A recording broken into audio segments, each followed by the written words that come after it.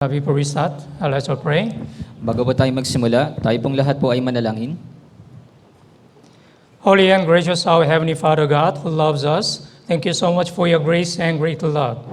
Banal at mapagbiyaya naming Amang Diyos na nagmamahal sa amin, maraming salamat po sa iyong dakilang pag-ibig at biyaya. When we were still sinners, you had a compassion on us and you saved our spirit from the eternal destruction.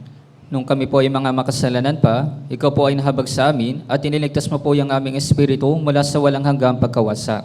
In this Lord's Day, we have gathered here, those who are sanctified with the blood of Jesus, in order to praise the Lord and also in order to listen to your word.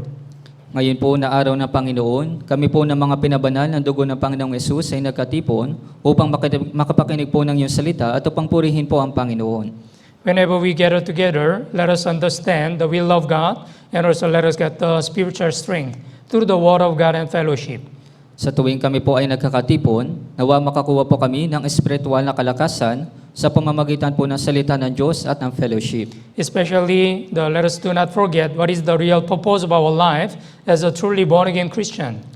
Lalong-lalo na po, nawawag po namin makalimutan kung ano po yung tunay na layunin po ng aming mga buhay bilang isang tunay na born-again Christian. We are praying for the Grand Bible Seminar from tomorrow.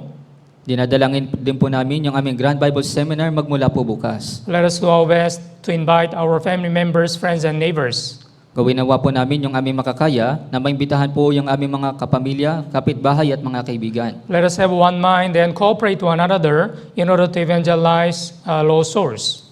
Magkaroon nawa po kami ng isang isipan at tulungan namin yung isa't isa upang makapag-evangelize po ng mga ligaw na kaluluwa. And also we are praying for the Calamba Bible Seminar next week. At dinadalangin din po namin yung paparating po na Calamba Bible Seminar sa susunod po na linggo. Today, there are also some brothers and sisters who are not able to join this Lord's Day sermon. At ngayong araw po, meron po kami na mga brothers and sisters na hindi po nakadalo ngayon sa aming Lord's Day sermon. Wherever they are staying now, whatever they are doing now, please let them continue their sincere Christian life. Nasaan man po sila, anuman po yung kanilang ginagawa, nawa may pagpatuloy po nila yung kanilang tapat na buhay Kristiyano. If there are any brothers and sisters who are having difficulties or who are having a sickness, please give them more strength to overcome all the difficulties. Kung meron man po ng mga brothers and sisters na nasa kahirapan o merong sakit, pakusap, bigyan niyo po sila ng kalakasan upang mapagtagumpayin po nila yung kanilang mga kahirapan. From the beginning of this Lord's Day sermon until the end, the Holy Spirit is with us and guide us. Magpasimula po hanggang sa matapos ang Lord's Day sermon po na ito, ang banal na Espiritu nawa ang tumulong at gumabay po sa amin. In the name of our Lord Jesus Christ, we pray. Ito po yung aming panalangin sa pangalan po ng Panginoong Jesucristo. Amen. Amen. Okay, let's open our Bible. Galatians chapter 1, from verse 1 to verse 10. Tingnan po, buksan po natin sa Biblia, sa Galatia, chapter 1, magmula po sa verse 1 hanggang verse 10.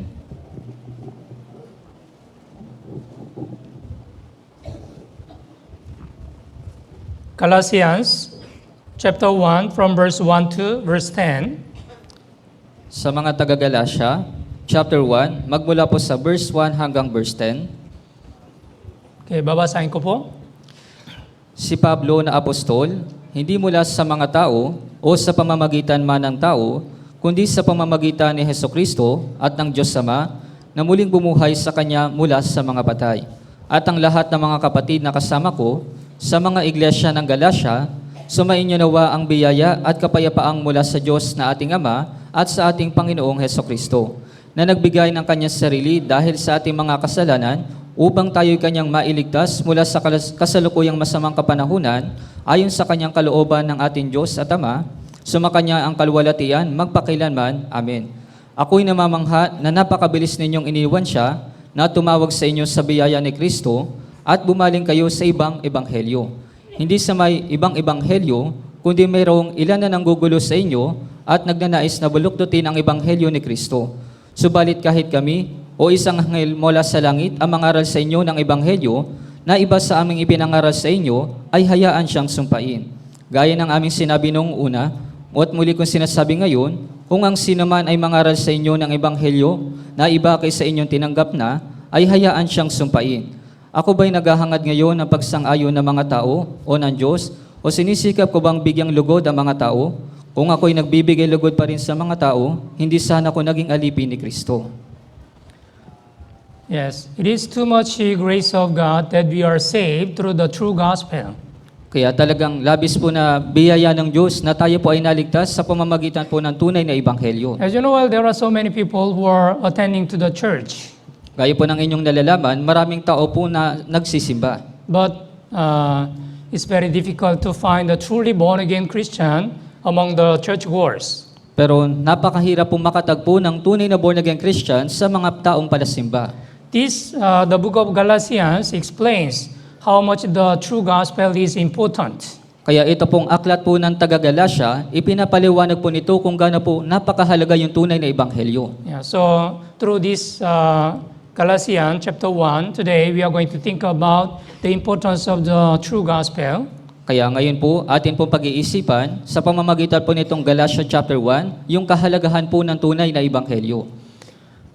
This Galatians, of course, it was written by the Apostle Paul.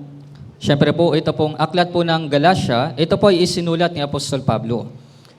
Apostle Paul had the first mission trip in AD 47. Si Apostol Pablo, nagkaroon po siya ng unang paglalakbay noong AD 47. At the time, the Apostle Paul and then his fellow workers visited the Galatia area, and then they evangelized. That's why the Galatia churches were established. Kaya na mga oras po na iyon, si Apostol Pablo at yung kanya pong mga kamanggagawa, bumisita po sila doon sa Galasya at nag-evangelize po sila ng mga tao at doon po nag-umpisa na maitatagpo yung iglesia sa Galasya. Galatia church is not only one church. If you read verse 2, and all the brethren who are with me to the churches of Galatia, it is the plural. There are several churches in the Galatia.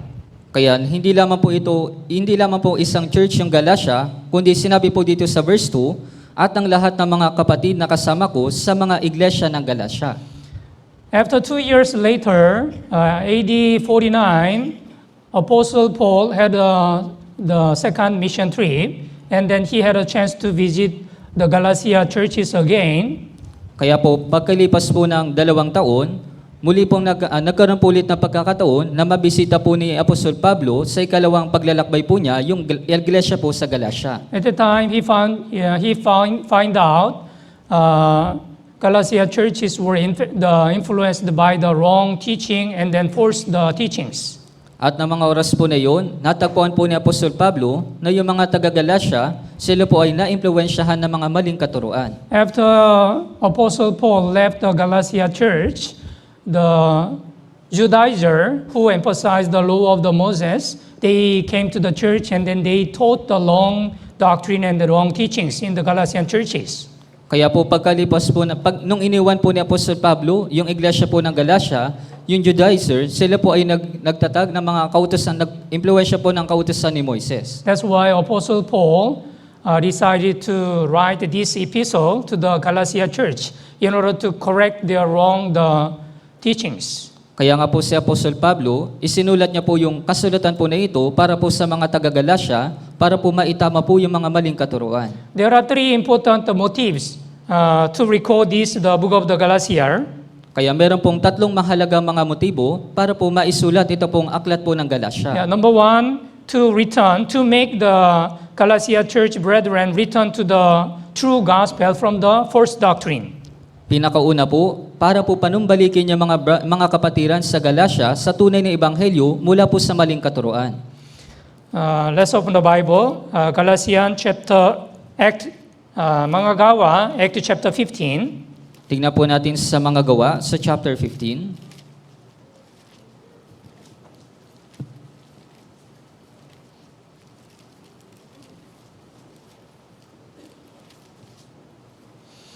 Galatians chapter 15 verse 1.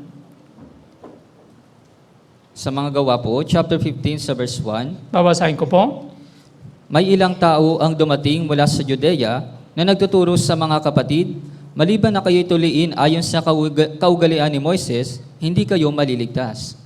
Yeah, Judaizer, the false teachers came to the Galatian church and then they taught different things. If you don't follow the Moses law, you should be circumcised. Otherwise, you cannot be saved. Kaya po yung mga taong mula sa Judea, nagturo po sila ng iba pong mga bagay na maliban na kayo'y tuliin ayon sa kaugalian ni Moises, hindi kayo maliligtas. If you read Acts chapter 13 and 14, you can understand how the churches of the Galatia were established.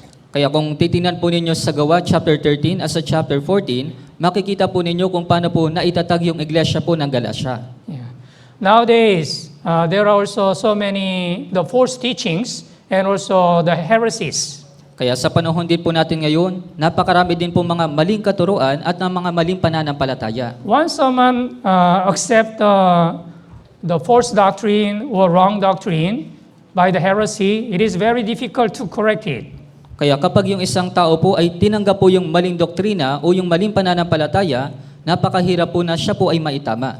And also, Apostle Paul wrote the book of the Galatia in order to teach the Galatia churches who is the true Christ, the Jesus. At isa pa pong bagay, isinulat po ni Apostol Pablo ito pong aklat ng Galatia upang turuan po yung mga taga-Galatia kung sino po yung tunay na Kristo. In order to have a true faith, it is very important to know who is true Jesus Christ. Kaya para magkaroon po ng tamang pananampalataya, napakahalaga po na makilala po yung tunay na Kristo. If you look at the Matthew chapter 16, there is the confession from the Peter. He said, "You are the Christ, the Son of the living God." Kaya kung titingnan po ninyo sa Matthew chapter 16, doon pinakita po doon yung pagpapahayag po ni Pedro na sinabi po niya, ikaw ang Kristo, ang anak ng Diyos na buhay. Yeah, as you know well, the many heresies, they teach the different things. Especially, they change the true gospel. That's why they cannot. They make the people not to believe the true gospel. Kaya po ng inyong nalalaman, doon po sa mga merong maling pananampalataya, iniba po nila yung tunay na ebanghelyo at tinuturo po nila yung ibang mga bagay. Let's open our Bible. 1 John chapter 4. Tingnan po natin sa unang Juan, sa chapter 4.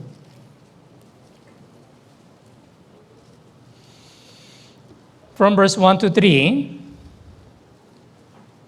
Magmula po sa verse 1 hanggang 3. Unang Juan chapter 4 from verse 1 to verse 3. Sa unang Juan, chapter 4, magmula po sa verse 1 hanggang verse 3. Basahin po natin ng sabay-sabay. 3 to 1. Mga minamahal, huwag ninyong paniwalaan ang bawat espiritu, kundi inyong subukin ang mga espiritu kung sila'y sa Diyos, sapagkat maraming lumitaw na mga bulaang propeta sa sanlibutan, dito'y nakikilala ninyo ang espiritu ng Diyos.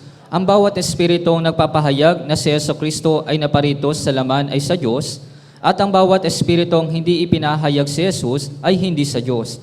Ito ang espiritu ng Antikristo na inyong narinig na darating at ngayon nasa sanlibutan na. Yeah. As you know well, one of the dangerous heresy, the who denies the Jesus Christ as a true God.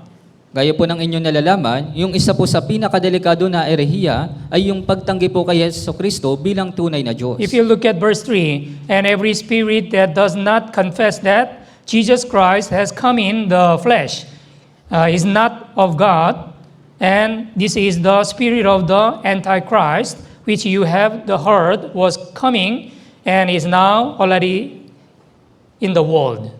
Kaya kung titingnan po ninyo sa verse 3, at ang bawat espiritong hindi ipinahayag si Jesus ay hindi sa Diyos, ito ang espiritu ng Antikristo na inyong narinig na darating at ngayon nasa sanlibutan na. As you know well, nowadays there are also some heresies who teach the different teachings regarding the Jesus Christ. Kaya po ng inyong nalalaman, sa panahon po natin ngayon, napakarami na po mga erehiya na nagtuturo po ng ibang mga bagay patungkol po kay Jesucristo. Yeah, Jesus is not God. Jesus is just one of the prophet.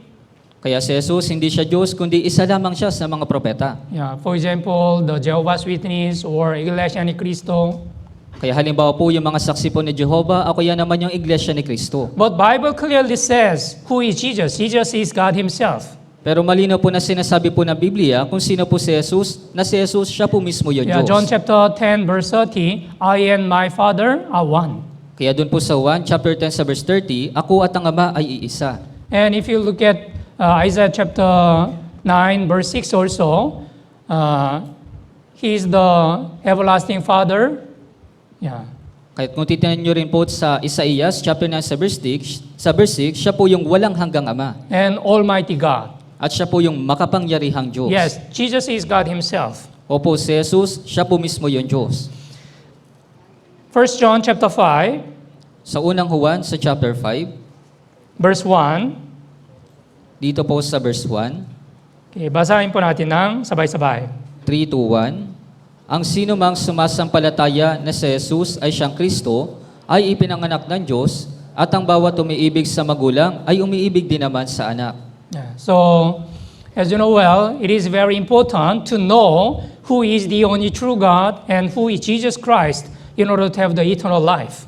Kaya po ng inyong nalalaman, napakahalaga po na makilala kung sino po yung nag-iisang tunay na Diyos at kung sino po si Jesucristo para magkaroon po ng buhay na walang hanggan.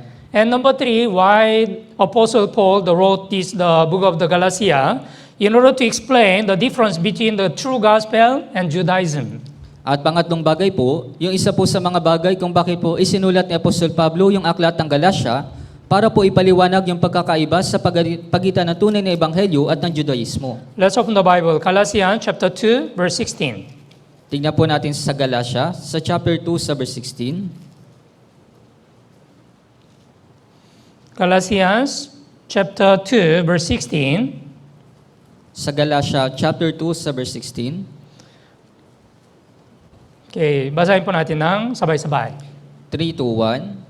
At nalalaman natin na ang tao ay hindi naaaring ganap sa pamamagitan ng mga gawa ng kautusan, kundi sa pamamagitan ng pananampalataya kay Jesucristo, at tayo ay sumasampalataya kay Kristo Jesus upang ariing ganap sa pamamagitan ng pananampalataya kay Kristo at hindi sa pamamagitan ng mga gawa ng kautusan, sapagkat sa pamamagitan ng mga gawa ng kautusan ay hindi aariing ganap ang sino mang laman.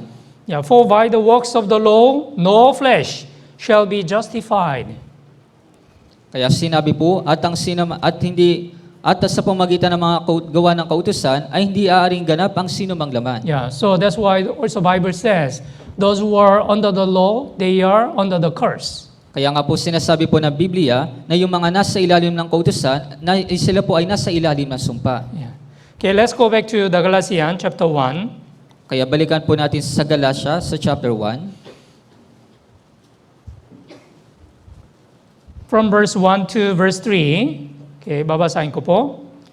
Si Pablo na apostol, hindi mula sa mga tao o sa pamamagitan man ng tao, kundi sa pamamagitan ni Jesucristo at ng Diyos Ama, na muling bumuhay sa Kanya mula sa mga patay, at ang lahat ng mga kapatid na kasama ko sa mga iglesia ng Galatia, sumainyo nawa ang biyaya at kapayapaang mula sa Diyos na ating Ama at sa ating Panginoong Jesucristo. Yeah, this is the greetings from the Apostle Paul to the churches of Galatia. Kaya ito po yung pagbati ni Apostol Pablo para po dun sa mga iglesia ng Galatia. But here, if you read the verse 1, you will come to know Apostle Paul emphasized his apostleship. Ngunit kung titingnan niyo po dito sa verse 1, malalaman po ninyo na si Apostol Pablo, binigyan din po niya yung kanyang pagiging apostol. Yeah. Here, verse 1, Paul, an apostle, not from men, nor through men, but through Jesus Christ and God the Father who raised him from the dead.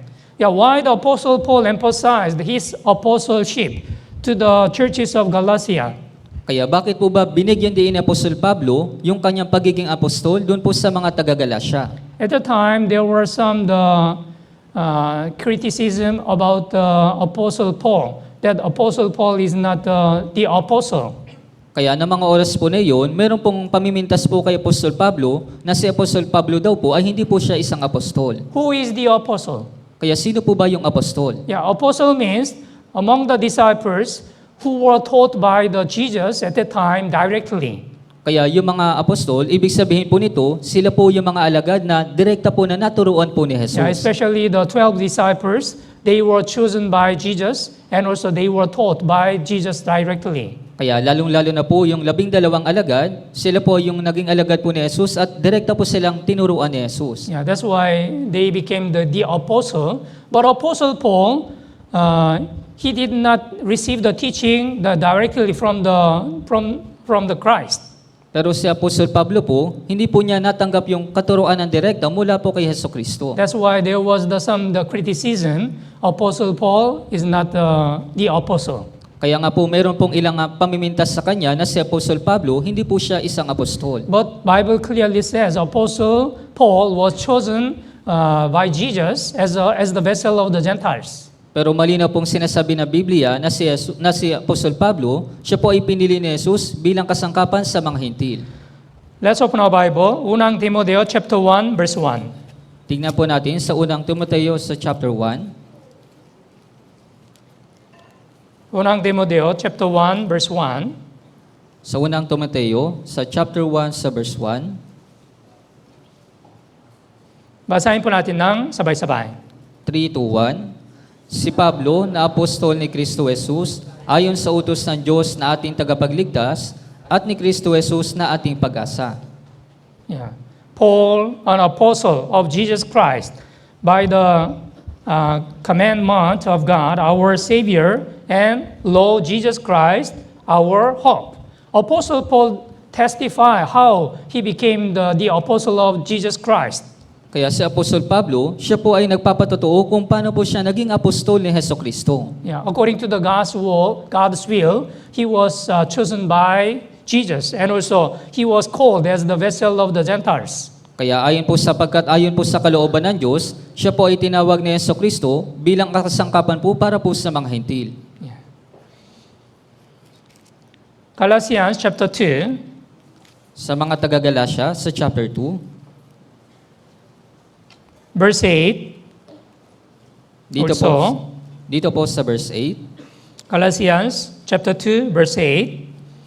Sa Galasya chapter 2 sa verse 8. Okay, basahin po natin ng sabay-sabay. 3-1.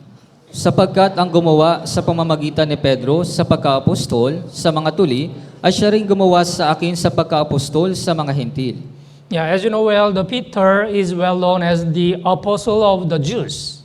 Gaya po ng inyong nalalaman, si Pedro, siya po yung naging apostol ng mga Hudyo. And Apostle Paul was well known as the apostle of the Gentiles. At si Apostol Pablo naman po, kilala po siya bilang apostol ng mga Hintil. Yeah, there is no doubt of the apostle Paul.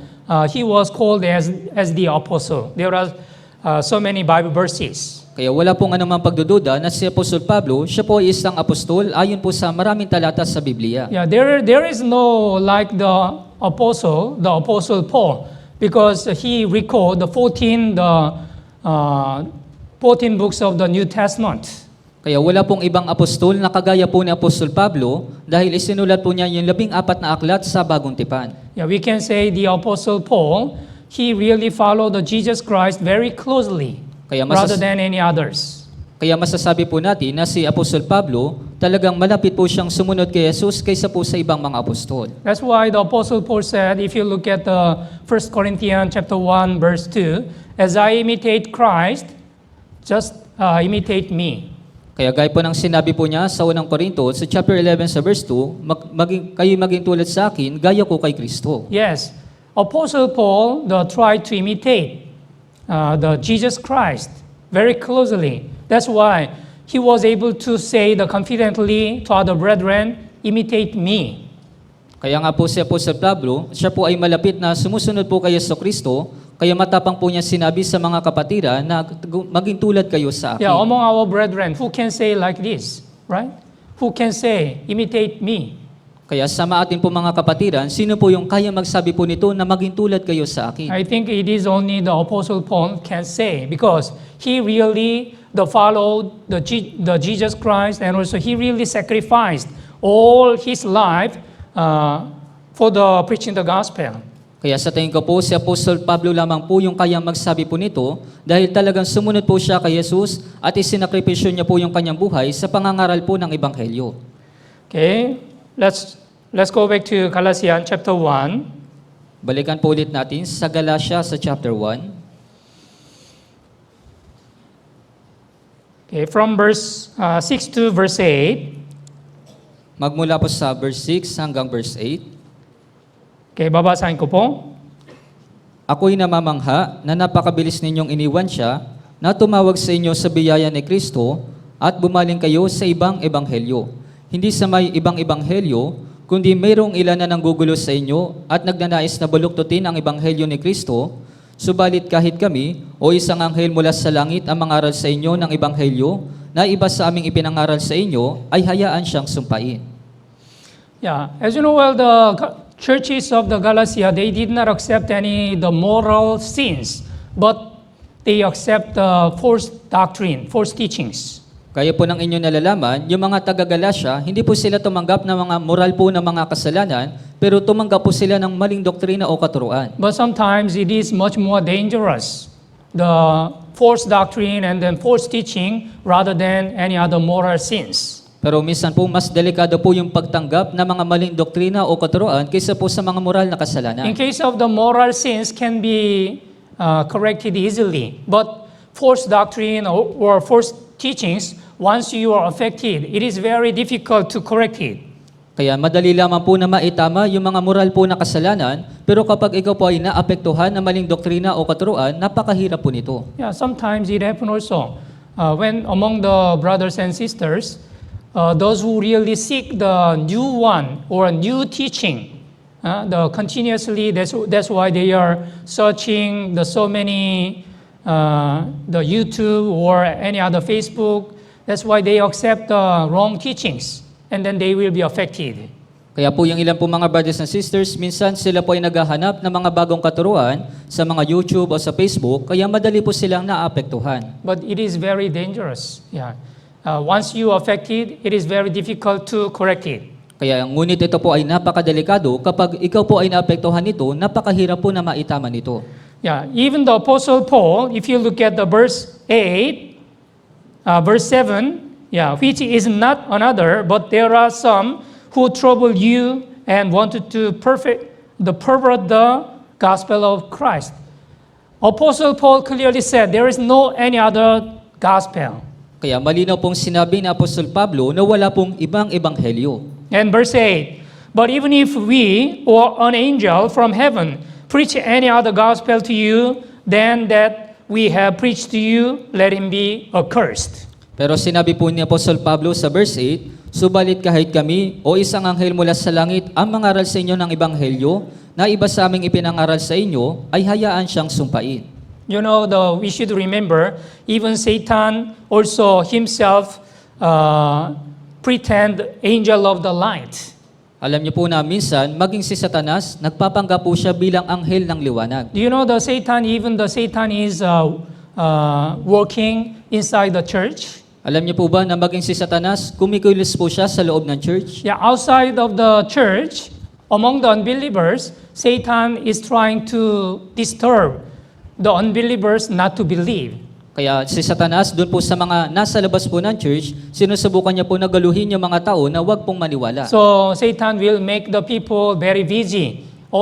They will only focus on their physical life and then material things. Kaya si Satanas, ginagawa niya po na maging abala yung mga tao na magtuon lamang po sa kanilang pisikal na buhay at material na mga bagay. That's why they don't have time to listen to the Word of God or to attend the Bible seminar. Kaya nga po wala po silang oras para makinig po ng salita ng Diyos o dumalo po ng Bible seminar. So Satan will try to disturb unbelievers not to get salvation. Kaya po si Satanas, sinusubukan niya po na abalahin yung ibang mga tao na wag po silang maligtas. But inside the church also, Satan try to disturb the people not to believe the true gospel or to pervert the gospel of the Christ, to believe in the different teachings.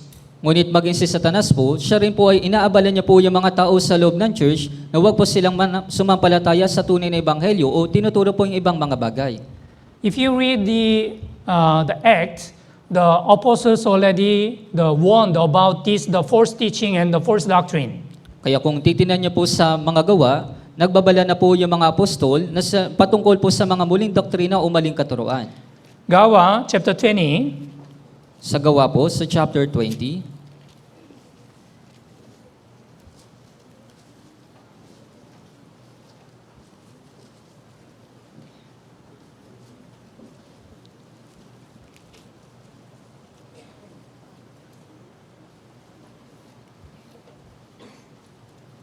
verse 29 and 30. Magmula po sa verse 29 hanggang 30. Babasahin ko po.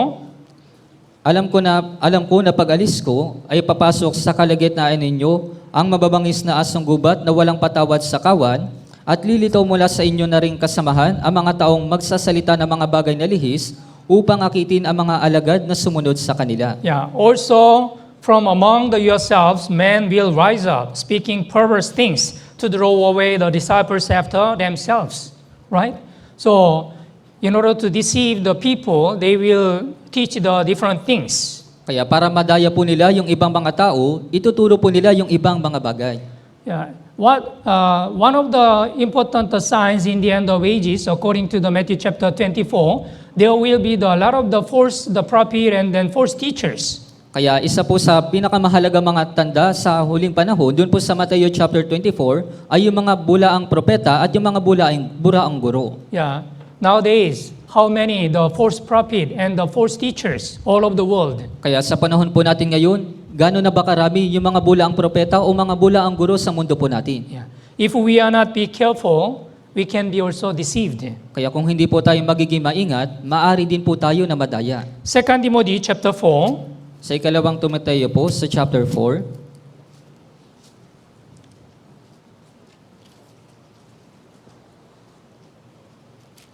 verse 3 and 4. magmula po sa verse 3 hanggang verse 4, 2 Timothy chapter 4, sa ikalawang Timoteo, sa chapter 4, verse 3 and verse 4. Basahin po natin ng sabay-sabay. 3-1, sapagkat darating ang panahon na hindi nila matitiis ang wastong aral, kundi sa pagkakataon nila na makakitang tainga, ay mag-iipon sila para sa kanilang sarili na mga gurong ayon sa kanilang sariling pagnanasa, at tatalikod sa pakikinig sa katotohanan ang kanilang mga tainga, at babaling sa mga katang-isip. Yeah. So, and they will turn their ears away from the truth and turn aside to favors. So, people, they can be deceived by the wrong teachings. Kaya po yung mga tao, maaari po silang madaya ng mga maling katuruan. Why the people, they can be deceived? Kaya bakit po ba na yung mga tao, sila po ay nadadaya? Even the heresy, at the first time, they use the Bible like us. They will teach the Bible. Kaya maging yung erehiya, sila rin po ay nagtuturo na Biblia na gaya po natin. It looks like a very similar their teaching, but in the end, it will be different. Kaya halos kaparehas po nito yung pagtuturo, pero sa huli, ito po ay magiging iba. Yeah, some the churches, they will teach the gospel, but not only the gospel. They will add something on the true gospel. Kaya yung iba pong mga tao, itinuturo po nila yung ebanghelyo, pero hindi lamang po ebanghelyo, kundi meron pong dagdag doon po sa tunay na ebanghelyo. What is the last warning in the Bible? Revelation chapter 22. Do not add something on the Bible or do not remove anything from the Bible.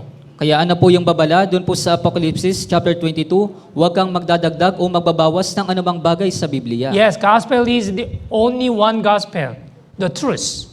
Kaya It yung, cannot be changeable. kaya yung ebanghelyo, isa lamang po yung ebanghelyo, yung katotohanan, hindi po ito mababago. But some people, they are trying to add something on the gospel or they are trying to change something from the gospel.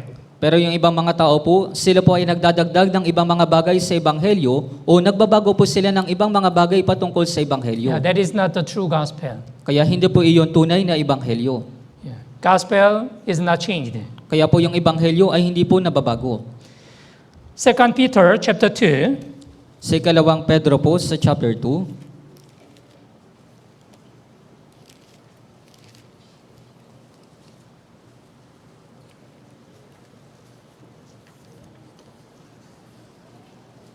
Peter chapter 2 verse 1. sa ikalawang Pedro sa chapter 2 sa verse 1, Okay, basahin po natin ng sabay-sabay. 3-1, ngunit may lumitaw ding mga bulaang propeta sa gitna ng sambayanan kung paanong sa inyo'y magkakaroon ng mga bulaang guro na palihin na magpapasok ng mga nakakapinsalang turo, itatakwil nila pati ang Panginoon na bumilis sa kanila na nagdadala sa kanilang sarili ng mabilis na pagkapuksa. Yeah, so they deny Jesus Christ.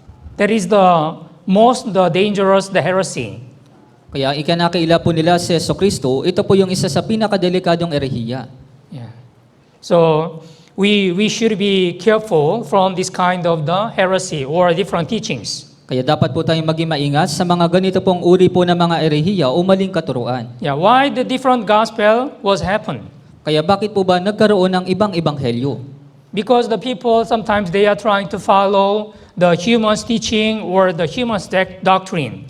Dahil yung mga tao, sinusubukan po nila na sundin yung doktrina po ng tao o yung katuruan po ng tao. Yeah, Matthew chapter 15, Sa Mateo po, sa chapter 15, verse 9. dito po sa verse 9,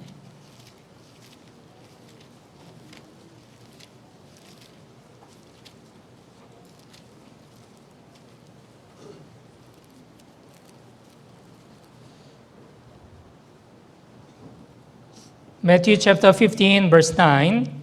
sa Mateo po, sa chapter 15, sa verse 9, Okay, basahin po natin ng sabay-sabay. 3 to 1, At walang kabuluhan ang pagsamba nila sa akin na itinuturo nila bilang mga aral ang mga alintuntunin ng mga tao. Yeah. So, in vain they worship me, teaching as the doctrine and the commandments of men.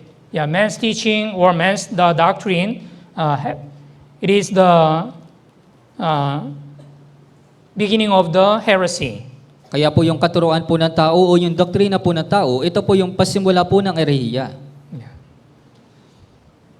And also, in the end of AG, the many people, they will have the form of the godliness, but there is no any truth. At isa pa pong bagay, sa mga huling panahon, yung mga tao, meron po silang anyo ng kabanalan, subalit wala pong katotohanan. Yeah, if you go to the Catholic Church, they have a beautiful the church building, and then they have the worship service, very godly worship service. Kaya kung pupunta po kayo sa mga simbahang katoliko, napakaganda po ng mga gusali po nila at meron po sila mga worship service. But what's the problem? There is no true gospel. Pero ano po yung problema? Wala pong tunay na ebanghelyo. Yeah. Let's open the Bible, 2 Timothy chapter 3. Tingnan po natin sa ikalawang Timoteo sa chapter 3.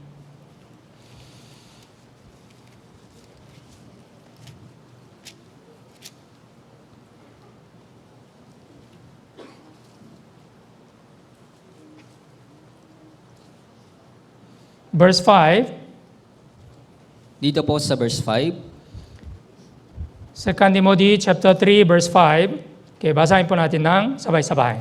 3 to 1, na may anyo ng kabanalan, ngunit tinatanggihan ang kapangyarihan nito, lumayo ka rin naman sa mga ito. Yeah. So, having a form of godliness, but denying its power, and from such people, turn away. Yeah, having a form of godliness. Yeah, nowadays there are many churches which has a beautiful church building, and also they have a very godly worship service, but unfortunately there is no truth. Kaya ngayon sa panahon po natin ngayon, napakarami na po mga simbahan na magaganda po yung kanilang gusali at may anyo po ng kabanalan yung kanilang pagsamba, subalit wala pong katotohanan. Yeah. What is the important things? Kaya ano po yung pinakamahalagang bagay? Yeah, although some church has a very beautiful building and then very godly the worship service, but if there is no true gospel, if there is no truth, it is nothing. Kaya kahit na mayroon pong mga magagandang gusali yung mga simbahan at mayroon po silang anyo ng kabanalan sa pagsamba, subalit wala pong katotohanan o walang tunay na ebanghelyo, ito po ay walang kabuluhan. Yeah, John chapter 4, verse 24 says, God is spirit, and those who worship Him must worship in spirit and the truth. Kaya sinabi po sa 1, chapter 4, sa verse 24, ang Diyos ay Espiritu at ang kailangan sumamba sa Kanya ay kailangan sumamba sa Espiritu at katotohanan. Yeah. There are form of the godliness, but there is no any the true heart to worship the Lord. Kaya meron pong anyo ng kabanalan, pero wala po silang tunay na puso na sumamba po sa Panginoon. Yeah.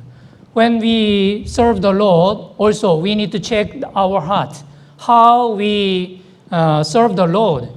Kaya sa tuwing sumasamba po tayo sa Panginoon, kailangan din po natin suriin yung ating mga puso kung paano po natin pinaglilingkuran yung Panginoon. Most of the people, they only focus on outward appearance. But what is the much more important? Their true heart is much more important. Kaya karamihan po sa mga tao, nakatuon po sila sa panlabas na anyo, pero ano po yung pinakamahalaga? Yung tunay na puso po nila yung mahalaga. Bible says, 1 Samuel chapter 16, men look at outward appearance, but the Lord look at heart. Kaya sinasabi po na Biblia sa unang Samuel sa chapter 16, ang tao ay tumitingin sa panlabas na anyo, subalit ang Panginoon ay tumitingin sa puso. So the Lord will look at us, how we serve the Lord. Kaya yung Panginoon po ay tumitingin po sa atin kung paano po natin pinaglilingkuran yung Panginoon. Just attending to the church and also just join in the fellowship, that is not all. Kaya yung pagdalo sa church, yung pagsali sa mga fellowship, hindi po iyon yung lahat-lahat. How much our true heart is ready to serve the Lord. Kaya kung gaano po kahanda yung ating tunay na puso, yung paglilingkod po sa Panginoon. Yeah, what is the requirements from our Lord? Kaya ano po ba yung hinihiling po ng ating Panginoon? Let's open the Bible, Matthew chapter 22. Tingnan po natin. Matthew 22, Tingnan po natin sa Mateo chapter 22.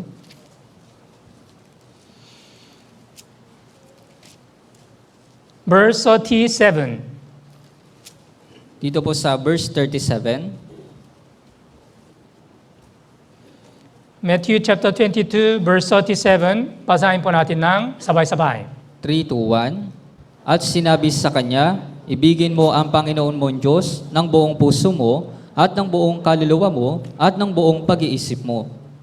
You shall love the Lord your God with all your heart, with all your soul, and with all your mind. Yeah, this is the requirement from the Lord. Our Lord is asking, how much do you love me? When Jesus Christ was resurrected, he appeared in front of the Peter, and then he asked the Peter, son of Jonah, do you love me more than this? Kaya ito po yung hinihingi ng Panginoon mula po sa atin. Nung pagkatapos po ng muling pagkabuhay ni Jesus, siya po ay nagpakita kay Apostol Pedro at nagtanong po siya ng 3 beses sa kanya, Simon, anak ni Juan, minamahal mo ba ako ng higit kaysa mga ito? Yeah, of course, the Peter, he answered, yes, Lord, you know that I love you. Siyempre po si Pedro, siya po ay sumagot na, Opo, Panginoon, nalalaman mo na minamahal kita. That was the true confession of the Peter. Kaya ito po yung tunay na pagpapahayag po ni Apostol Pedro. Yeah, from that time, of course, the Peter, he really followed the Jesus Christ in order to preach the gospel. Kaya magmula po ng oras na iyon, si Pedro talagang sumunod po siya kay Jesus para po ipangaral yung And Ebanghelyo. finally, he was martyred. At sa huli po, siya po ay naging isang martir. Yeah. Our born-again Christian also, same. When we get the salvation, maybe many brothers and sisters already testified. They love the Lord. Kaya maging yung ating po mga born-again Christian, marami din po mga brothers and sisters na nagpapatotoo na minamahal po nila yung Panginoon. But important things, how much do you love the Lord? Pero yung pinakamahalagang bagay po, gaano mo ba minamahal yung Panginoon? Is it really true? As the Bible says, you shall love the Lord with the Lord your God with all your heart, with all your soul, and with all your mind. Kaya talaga bang ito ay totoo, kagaya po na sinasabi na Biblia, na ibigin mo ang Panginoon Diyos ng buong puso mo, ng buong kaluluwa mo, at ng buong pag-iisip mo? Just we are attending to the service, it is not the true service before the Lord. Kaya yung pagdalo po natin sa mga service, hindi po ito yung tunay na paglilingkod sa Panginoon. Yeah. When we serve the Lord with all our heart, with all our soul, and with all our mind, it is very important. Kaya yung kung tayo po ay naglilingkod sa Panginoon na mayroong buong puso, buong kaluluwa at buong pag-iisip, ito po yung pinakamahalaga. If you look at the history of Israelite at the first time, they really loved God at the first time. Kaya kung titingnan po ninyo, yung kasaysayan po ng Israel, sa unang pagkakataon po, minamahal po nila yung Panginoon sa yung mga Israelita. But if you look at the end of the Old Testament, Malachi, Israelite, they are no longer love the Lord. Even they despise the offerings of God. Ngunit kung titingnan niyo po yung huling aklat, doon po sa Lumang Tipan, doon po sa panahon po ni Malakias, hindi na po nila minahal yung Panginoon at maging kinamuhian din po nila yung pag-aalay sa Panginoon. Yeah. we also think about ourselves, how we are serving the Lord. Kaya kailangan din po natin pag-isipan yung ating mga sarili kung paano po natin pinaglilingkuran ng Panginoon. Other people, the who are not saved, they believe in the wrong teaching or the wrong doctrine. But we are saved through the true gospel. Kaya yung ilang pong mga hindi mananampalataya, sila po ay nasa maling doktrina at maling katuruan, ngunit tayo po ay naligtas sa tunay na ebanghelyo. As a truly born-again Christian, we must serve the Lord much more sincerely. Kaya bilang isang tunay na born-again Christian, kailangan po natin na masigit na paglingkuran po yung Panginoon ng may katapatan. Proverbs chapter 23, the verse 26 says, "My son, give me your heart." Kaya sinabi po sa Kawikaan, chapter 23, na sinabi po doon, anak ko, ang puso mo sa akin na ibigay. For example, the son is preparing very nice gift for his parents, father and mother. Kaya halimbawa po, yung isang anak, siya po ay naghanda ng magandang regalo para po sa kanyang magulang, sa kanyang nanay at tatay. Yeah, son is very busy to work always. Kaya yung anak, palagi po siyang abala sa paggawa. But for the birthday of his father and mother, he prepared very nice gift. Pero para po sa kaarawan po ng kanyang nanay at tatay, naghanda po siya ng magandang regalo. Although he prepared and then gave the gift to the parents, but if he truly loved his father and mother, this gift is meaningless. Kaya kahit na naganda po siya ng regalo at ibinigay niya po ito sa kanyang magulang, ngunit wala po siyang tunay na pagmamahal, ito po ay walang kabuluhan. That's why we also should look at our heart, how we are serving the Lord. Kaya nga po, kailangan din po natin suriin yung ating mga puso kung paano po natin pinaglilingkuran yung Panginoon. Yeah. One of the characteristics in the end of age, the churches, they have a form of the godliness, but there is no truth. That's the problem. Kaya yung isa po sa mga tanda sa huling panahon sa mga iglesia, ay yung mga iglesia po ay mayroong anyo ng kabanalan, subalit wala pong katotohanan sa kanila. Yeah. And also, in this world, there are living church and also dead church. At isa pa pong bagay, sa mundong ito, mayroon pong buhay na church at patay na church. Let's open our Bible. Revelation chapter 3. Tingnan po natin sa Apokalipsis sa chapter 3. Revelation chapter 3, verse 1. Sa Apokalipsis sa chapter 3 sa verse 1.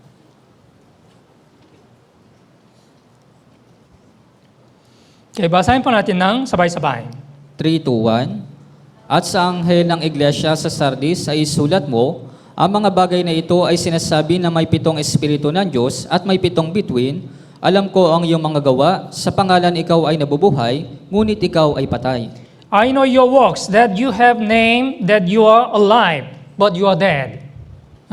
To the churches of the Sardis, to the church in Sardis, the Lord said, I know your works, but you have a name, that you are alive, but you are dead. Kaya sinabi po ng Panginoon, dun po sa iglesia ng Sardis, alam ko ang iyong mga gawa, sa pangalan ikaw ay nabubuhay, ngunit ikaw ay patay.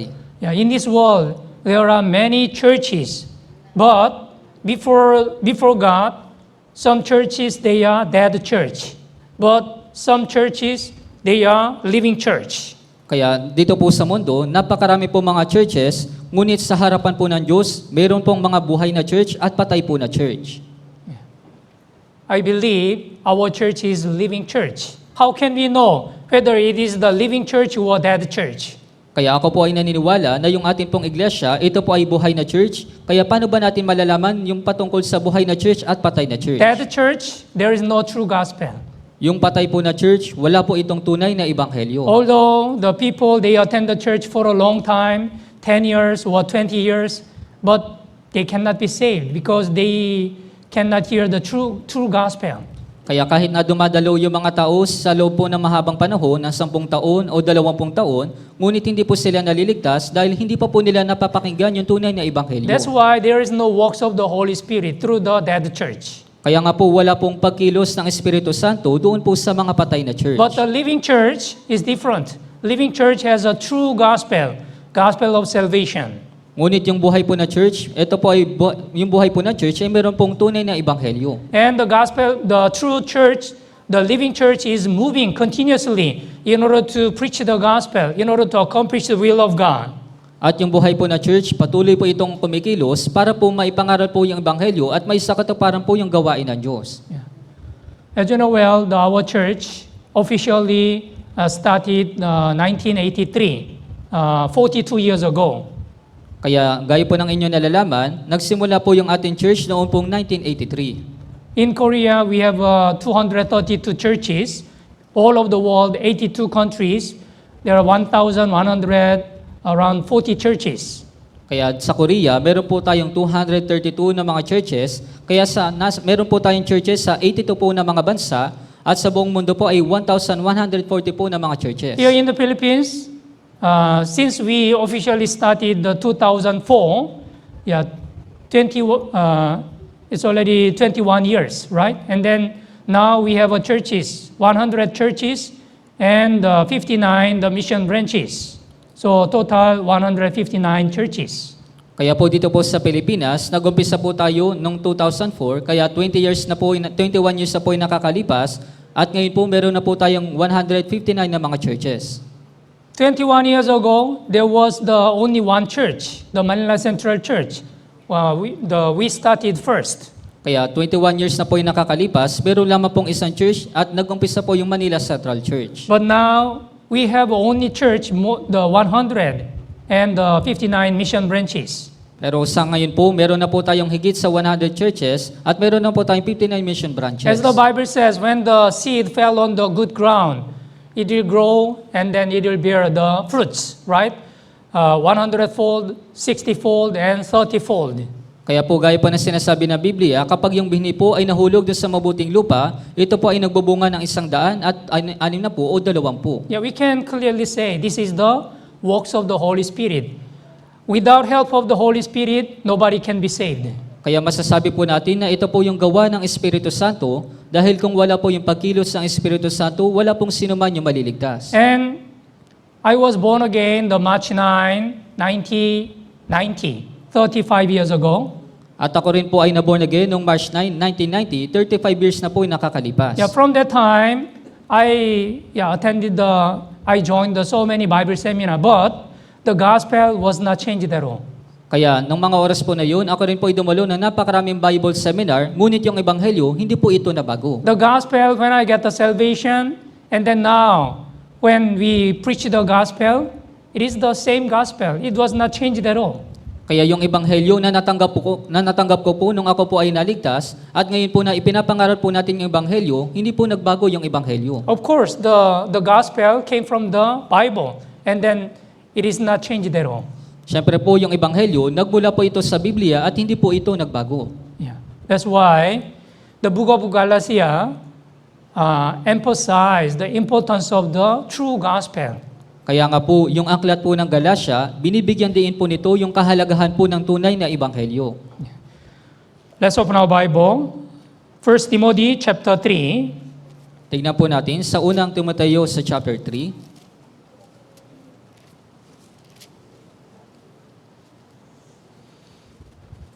Verse 15. Dito po sa verse 15. Unang Timoteo chapter 3 verse 15. Sa unang Timoteo po, sa chapter 3 sa verse 15. Okay, basahin po natin ng sabay-sabay. 3, 2, 1. Ngunit kung ako'y maaantala, ay maaari mong malaman kung ano ang dapat ugaliin ng bawat tao sa bahay ng Diyos, na siyang iglesia ng Diyos na buhay, ang haligi at suhay ng katotohanan. So, you may know how you ought to conduct yourself in the house of God, which is the church of living God, the pillar and the ground of the truth. Yeah, church of the living God. Yeah, so this is the true church. That's why we must cherish this true church, and also we should do our best to protect our true gospel.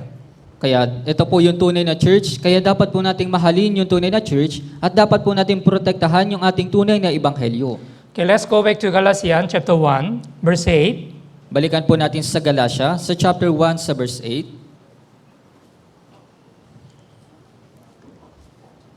Verse 8. Okay, basahin po natin ng sabay-sabay. 3, 2, 1. Subalit kahit kami o isang anghel mula sa langit ang mangaral sa inyo ng ebanghelyo na iba sa aming ipinangaral sa inyo, ay hayaan siyang sumpain. Yeah, but even if we or an angel from heaven preach any other gospel to you, then what we have preached to you, let him be accursed. So Apostle Paul strongly delivered this message. If anyone deliver a different gospel, other gospel, or even an angel deliver the different teaching, they shall be cursed. Kaya po sa Apostle Pablo, matapang po niya na ipinahayag yung mensahe po na ito, kung meron pong tao na magdala ng ibang ebanghelyo o isang anghel na magdala po ng ibang katuruan, sila po ay dapat asumpain. Yeah. If someone teach the wrong teachings or wrong doctrine, what will happen? They will believe the wrong things, right? Kaya kapag meron pong tumanggap ng mga maling katuruan, tatanggapin po nila yung maling katuruan. And if they believe the wrong things, what will happen to them? They will go to the eternal hell. At kapag binaniwalaan po nila yung maling katuruan, ano pong mangyayari? Sila po ay pupunta doon po sa impyerno. Even Jesus said, if the blind lead the blind, both of them fall into a ditch. Kaya maging si Jesus, sinabi din po niya, kapag yung bulag ay umakay sa kapabulag, kapwa po sila mahuhulog sa hukay. In this world, there are many the pastors who are not really saved yet.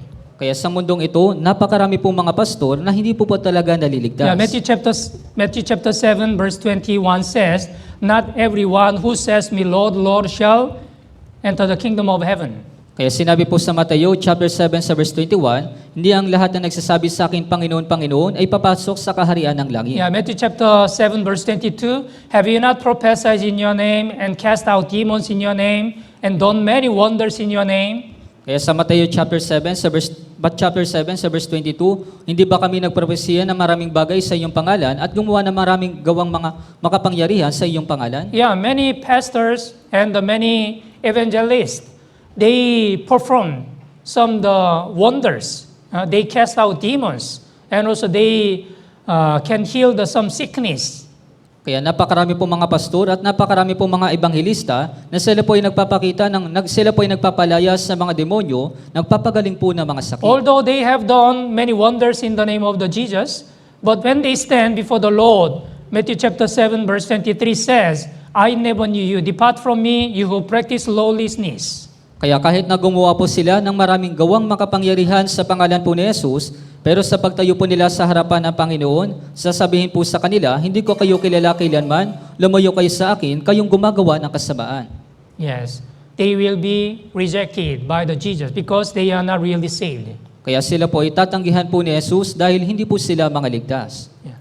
So if we believe in the wrong teachings or wrong doctrine, we shall be perished.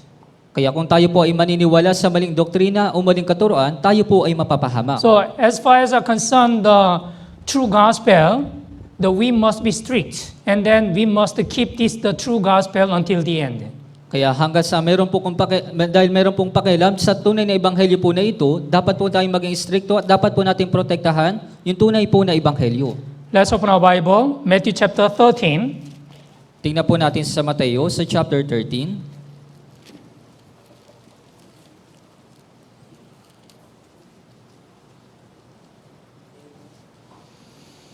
Verse 30, Dito po sa verse 30. Matthew chapter 13, verse 30. Sa Mateo chapter 13 sa verse 30. Basahin po natin ng sabay-sabay. 3, 2, 1. Hayaan ninyong magkasama silang tumubo hanggang sa anihan, at sa panahon ng pag-aani ay sasabihin ko sa mga manggagapas, tipunin muna ninyo ang mga damo at pagbikisin ninyo upang sunugin, ngunit tipunin ninyo ang trigo sa aking kamali. Yeah. Let both grow together until the harvest. So inside, among the Manila Central Church brothers and sisters, I really hope all of our brothers and sisters can be saved. But some of them, they are not really saved yet. Kaya sa ating pong Manila Central Church brothers and sisters, ako po ay talagang maasa na sila po ay maliligtas, Ngunit yung ilan po sa kanila ay hindi pa po talaga naliligtas.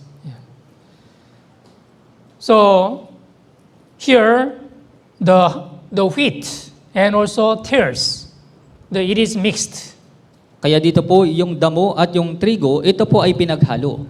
But in the judgment of God, it will be really separated, right? As the Bible says, verse 30, first gather together the tares, and the bind them into bundle, the to burn them, but gather the wheat into my barns.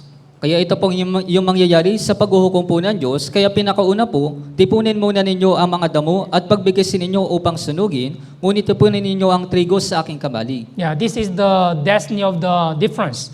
Those who are really saved, yeah, they will enter eternal heaven. But those who are not saved yet, they will go to the eternal hell. Kaya doon po sa mga taong hindi po naligtas, sila po ay pupunta doon sa impyerno, ngunit doon po sa mga naligtas, sila po ay pupunta doon po sa langit. Why do we need to repeat our Bible seminar? Kaya bakit po ba natin kailangang ulitin yung ating Bible seminar? Among our brothers and sisters, if there anyone who is not saved yet, we wanted to give them the chance. Kaya sa ating mga brothers and sisters, na kung hindi pa po sila naliligtas, gusto po natin sila bigyan ng pagkakataon pa para po maligtas. And also, although we get the salvation, whenever we attend the Bible seminar, we can remind the love of God and grace of God again. At isa pa po, kahit na natanggap po natin yung kaligtasan, kapag tayo po ay dumadalo sa Bible seminar, tayo po ay napapaalalahanan muli ng pag-ibig ng Diyos at ng biyaya ng Diyos. Yeah, we will remind how much the love of God is great. Kaya maaalala po natin kung gaano po kadakila yung pag-ibig po ng Diyos. Yeah, that's why, although we know the contents of the Bible seminar, but we need to attend again. Kaya kahit nga nalalaman na po natin yung nilalaman po ng Bible seminar, pero kailangan po nating ulit-ulitin yung pagdalo ng Bible seminar. And number 2, yeah, we should evangelize our family members, friends, and neighbors. At pangalawang bagay po, kailangan po nating evangelize yung ating mga kapamilya, kapitbahay at mga kaibigan. Because when we evangelize the lost souls, our Lord can be pleased. Dahil kapag nag-evangelize po tayo ng mga ligaw na kaluluwa, yung Panginoon po natin ay nalulugod. Okay, let's go back to the Galatians chapter 1, Balikan po ulit natin sa Galatia sa chapter 1. verse 10. Dito po sa verse 10. Galatians chapter 1, verse 10. Basahin po natin ng sabay-sabay. 3, 2, 1. Ako ba'y naghahangad ngayon na pagsang-ayon ng mga tao o ng Diyos? O sinisikap ko bang bigyang lugod ang mga tao? Kung ako'y nagbibigay lugod pa rin sa mga tao, ako hindi sana ako naging alipin ni Kristo. Yeah, for do I now persuade man or God? Or do I seek the please man? For if I still please man, I would not be a bond servant of Christ. Apostle Paul, he really lived his life to please God. Kaya si Apostol Pablo, talagang siya po ay nabuhay para bigyang lugod po yung Diyos. Our born-again Christian also, same. We are living in this world, we are living to please God through our Christian life. Kaya parehas din naman po sa ating sa ating po mga born-again Christian, na tayo po ay nabubuhay sa mundong ito upang bigyang lugod po ang Diyos. Yeah, how can we please God? Kaya paano ba natin mabibigyang lugod yung Diyos? Yeah. So,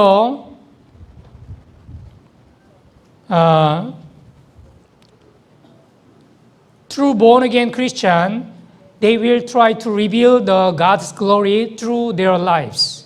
Kaya po yung mga tunay na born-again Christian, pinapahayag po nila yung kaluwalhatian po ng Panginoon sa kanila pong mga buhay. Yeah. Yeah, most of the brothers and sisters, we are busy. Yeah, because of our job or because of our housework, they are busy. But although we are busy, we should have a priority to glorify the name of God through our Christian life. Kaya karamihan po sa ating mga brothers and sisters, tayo po ay mga abala po sa ating mga trabaho, sa ating gawaing bahay. Ngunit kahit na tayo po ay abala, dapat po tayong magkaroon ng prioridad na maluwalhati po yung Diyos sa pamamagitan po ng ating buhay Kristiyano. Ikalawang Timoteo, chapter 2, Sa ikalawang Timoteo po, sa chapter 2,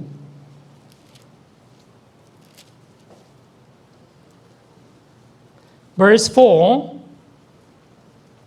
dito po sa verse 4, Ikalawang Timoteo, chapter 2, verse 4. Basahin po natin ng sabay-sabay. 3, 2, 1. Walang kawal na naglilingkod ang nakikisangkot sa mga bagay ng buhay na ito, Yamang ang kanyang mithiin ay bigyang kasiyahan ang nagtala sa kanya. Yeah, no one engaged in warfare entangles himself with the affairs of life, that he may please him who enlisted him as a soldier. Our Lord called us as a Christian soldier. That's why we should do our best to please Him through our Christian life.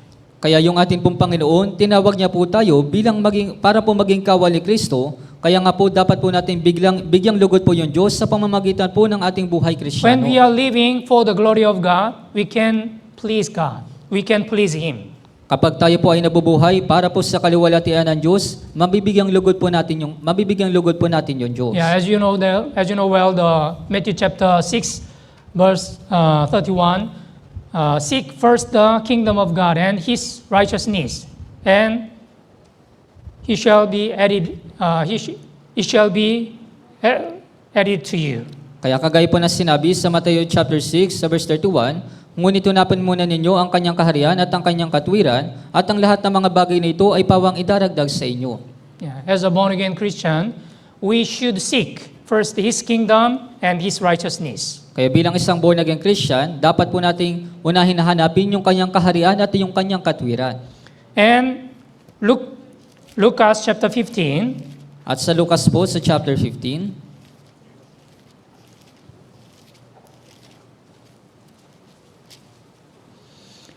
verse 7, dito po sa verse 7,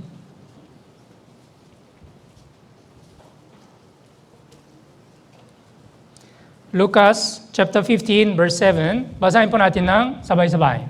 3, 2, 1, sinasabi ko sa inyo, magkakaroon ng higit na kagalakan sa langit dahil sa isang makasalanang nagsisisi, kaysa 99 na taong matutuwid na hindi nangangailangan ng pagsisisi.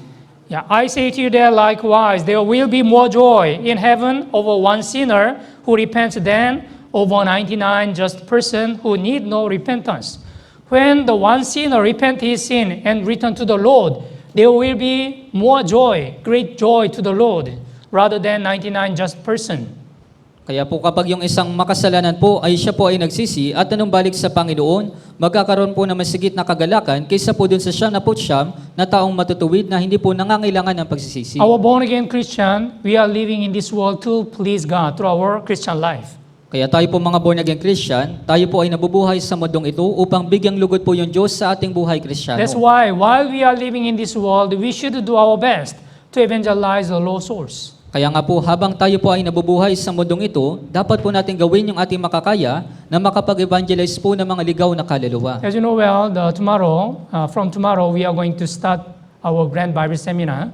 Kaya gaya po ng inyong nalalaman, magmula po bukas, tayo po ay magdadaos ng ating Grand Bible Seminar. I believe all of our brothers and sisters already have been praying for this Grand Bible Seminar. Kaya ako po ay naniniwala na yung marami po sa ating mga brothers and sisters ay nananalangin po para po sa ating Grand Bible Seminar. And number one, all of our brothers and sisters, we must join in this Grand Bible Seminar all together. When we gather together, we can expect the great works of the Holy Spirit. Kaya pinakauna po, lahat po ng mga brothers and sisters ay dapat po na makilahok dito po sa Grand Bible Seminar, at kung tayo po ay magsasama-sama, makakaasa po tayo sa pagkilos ng Espiritu Santo. Although we are busy, we should have a priority to attend this Bible Seminar first. Kaya kahit na tayo po ay mga abala, dapat po tayong magkaroon ng prioridad na dapat po tayong dumalo sa Bible Seminar. And also, this is really good chance to evangelize your family members and the friends or your neighbors. At isa pa po, ito rin po ay magandang pagkakataon para po ma-evangelize yung inyong mga kapamilya, kapitbahay at mga kaibigan. Yeah. Please do your best to invite the family members or friends and neighbors. Kaya pakiusap, gawin po ninyo yung inyong makakaya na maimbitahan po yung inyong mga kapamilya, kapitbahay at mga kaibigan. Yeah. If the many lost souls can be saved through this Grand Bible Seminar, our Lord will be glorified and our Lord can be pleased. Kaya kung marami pong ligaw na kaluluwa yung maliligtas sa pamamagitan po nitong Grand Bible Seminar, yung ating pong Diyos ay maluluwalhati at siya po ay malulugod. So all of our brothers and sisters, we should have one mind and we should cooperate together in order to evangelize lost souls. Kaya lahat po ng ating mga brothers and sisters, dapat po tayo magkaroon ng isang isipan at tulungan po natin yung isa't isa upang makapag-evangelize po ng mga ligaw na kaluluwa. As I already explained, we have a true gospel, but there are still so many people who never heard about this true gospel. Kaya kagaya po ng ipinaliwanag ko na, mayroon po tayong tunay na ebanghelyo, pero napakarami pa rin pong tao yung hindi pa napapakinggan yung tunay na ebanghelyo. Yeah, we should give them the chance to be saved. Dapat po natin silang bigyan ng pagkakataon na maligtas. Yeah. So, please pray honestly for the Grand Bible Seminar from tomorrow. Kaya pakiusap, manalangin po kayo ng taimtim para po sa ating Grand Bible Seminar magmula po bukas. Okay, let's all pray. Tayo pong lahat po ay manalangin. Holy and merciful our Heavenly Father God, thank you so much for the grace of your salvation. Banal at mahabagin naming Amang Diyos, maraming salamat po sa biyaya ng kaligtasan. Today, we have learned Galatians chapter 1, and also we came to understand the importance of the true gospel. At ngayong araw po, natutunan po namin yung patungkol sa Galatians chapter 1 at nalaman po namin yung kahalagahan ng tunay na ebanghelyo. We know this is the great love of God, that we are saved through the true gospel. Alam po namin na ito po yung dakilang pag-ibig po ng Diyos na kami po ay naligtas sa pamamagitan po ng tunay na ebanghelyo. There are still so many lost souls around us. So please give them the chance to listen to the God's word. Napakarami pa pong ligaw na kaluluwa ang nasa paligid po namin, kaya pakiusap, bigyan niyo po sila ng pagkakataon na makapakinig po ng salita ng Diyos. Let us do our best to evangelize many lost souls through this Grand Bible Seminar. Gawin nawa po namin yung aming makakaya na makapag-evangelize po ng mga ligaw na kaluluwa sa pamamagitan po ng Grand Bible Seminar na ito. Let us have one mind and cooperate one another in order to accomplish the will of God through our church. Nawa magkaroon po kami ng isang isipan at tulungan po namin yung isa't isa upang matupad po yung kalooban ng Diyos sa pamamagitan po ng aming iglesia. For the rest of the fellowship today, please be with us and guide us. Para po sa natitira po namin fellowship sa araw na ito, pakiusap, samahan at gabayan po ninyo kami. In the name of our Lord Jesus Christ, we pray. Ito po yung aming dinadalangin sa pangalan po ng Panginoong Hesukristo.